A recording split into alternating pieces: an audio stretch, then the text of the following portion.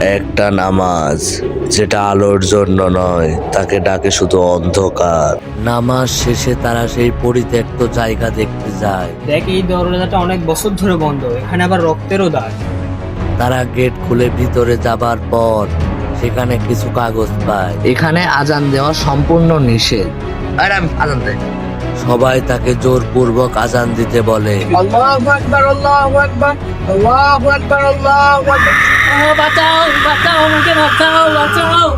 তাদের এক বন্ধুকে সেই জিন নিজের আয়ত্তে নিয়ে নেয়। এরপর তাকে নিয়ে উধাও হয়ে যায়।